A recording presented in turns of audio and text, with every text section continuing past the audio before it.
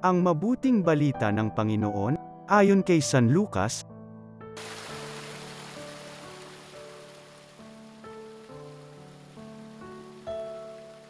Noong panahong iyon, sumama kay Jesus ang napakaraming tao.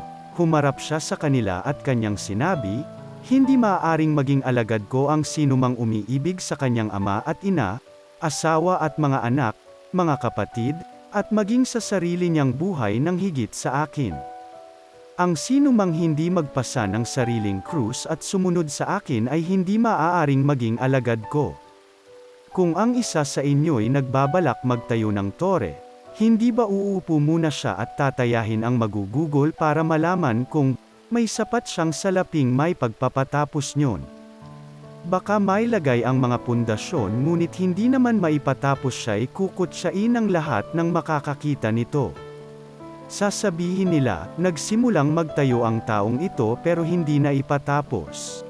O sinong hari na makikipagdigma sa kapwa-hari ang hindi muna uupo at pag-aaralang mabuti kung ang 10,000 niyang kawal ay maisasagupa sa kalaban na may 20,000 tauhan?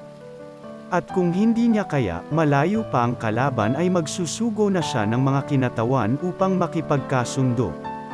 Gayun din naman, hindi maaaring maging alagad ko ang sinuman, kung hindi niya tatalikdan ang lahat sa kanyang buhay." Ang mabuting balita ng Panginoon.